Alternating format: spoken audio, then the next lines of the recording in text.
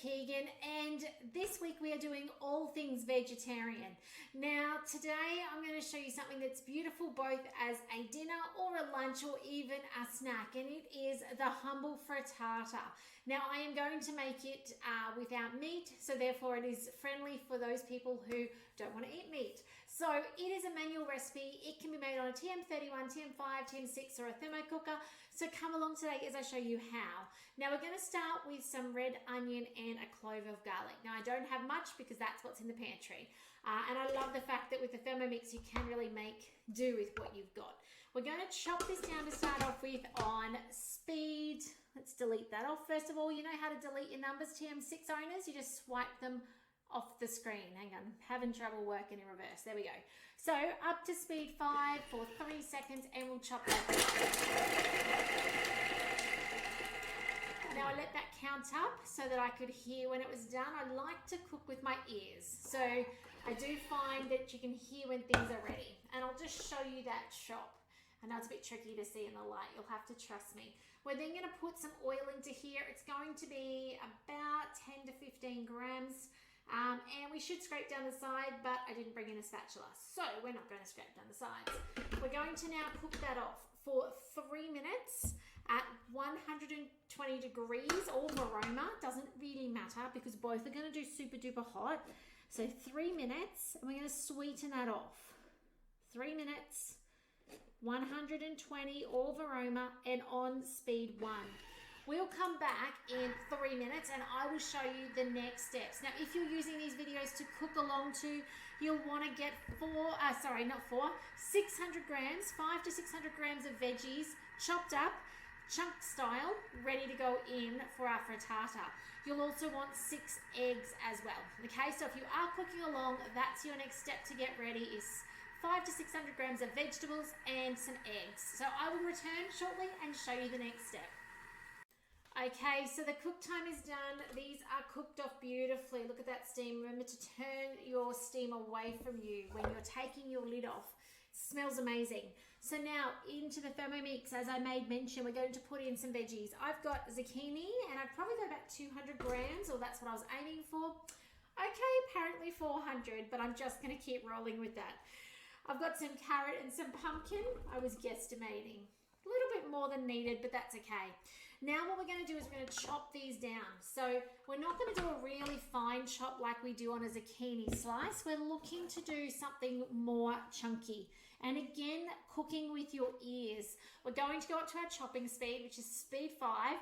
And it's probably going to take about 10 seconds. The Thermomix will do some jumping and carrying on, especially because I'm on this workbench, which is not a bench.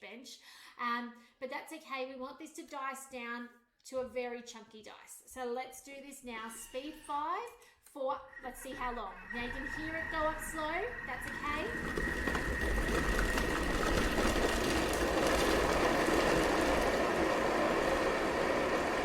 Let's have a look at what that looks like at 5 seconds, speed 5. Now that speed going up slow is because it actually overrides us because it knows that it is hot. Oh, probably went a little too far. Probably could have done 3 seconds. I was probably aiming for something a bit chunkier than that. There are some chunks still, but it's getting close to the zucchini slice. Anyway, that's okay. Learn from my mistakes. 3 seconds, speed 5 if you want it chunky. Now we're going to add in our eggs to bind. So I've got my 6 eggs in there. Oh, there's a bit of eggshell. Let's see if we can leave that behind. Then we're going to add in our flavor enhancers. So I like to put cumin into things. Cumin and potato and zucchini is a match made in heaven as far as I'm concerned. So in that goes. Some salt and some pepper. You could use your veggie stock as well and just put in, say, half a teaspoon. I don't have it out. I forgot to grab it. So I'm going to put salt in. But I would put in otherwise half a teaspoon of that. And now we go reverse. Now we go reverse because we don't want to make this any finer than it already is. So we're going to push the reverse button, which on the TM5, you've got it on the grey section. The 31 has it on the buttons. And here we go down the bottom. Now we're just going to put it on speed 4, which is kind of that speed that's not too fast, but not too slow. It's mixing through. About 4 seconds. There we go. And I reckon that's done. Now you'll need something to put it in. Now, I do love my bar mold from the mix shop. I couldn't find it, so I've gone for the Varoma molds instead. So the bar molds are a silicon tray. There's, I think, 12, 24 on a tray, and they're kind of little rectangles, kind of a bit bigger than a muesli bar. That would be my preference for this. You could do one big slab and cut it up as well. Today, as I said, Varoma. These are the Varoma little silicon trays. And all we do now is we put it in, and depending on how thick you make them or how big it is in your tray will depend on how long it needs to cook for. 12 to 15 minutes is all these are going to take, but you may find that if you have a really thick dish, it's going to take more like 25 to 30 minutes. So in that goes, and it's ready then to go in the oven. 180 degrees is how hot you want to cook it for until they're cooked through. And when they're cooked through, you're going to find it a little bit spongy. Anything with egg though, without a stabilizer of flour, when you get it out of the oven, will look mounded. It'll look like it's a little mound. What will happen though is it will cool and it will sink down to flat. Totally normal, not broken, not undercooked.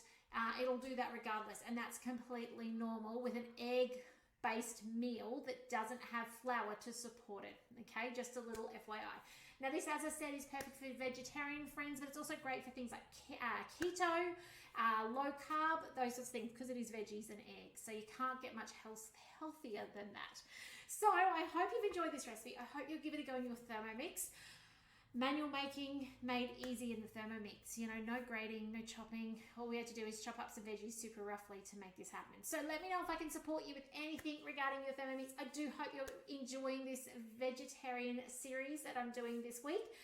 If you've got any requests on what you'd like me to make, do reach out. Always love to hear from you, or if you need assistance or support with your Thermomix or getting a Thermomix. I love to support you to get the very most out of it. So otherwise, thanks for joining me today. My name is Lisa Keegan, and we'll see you tomorrow for some more videos. Take care till then. Bye for now.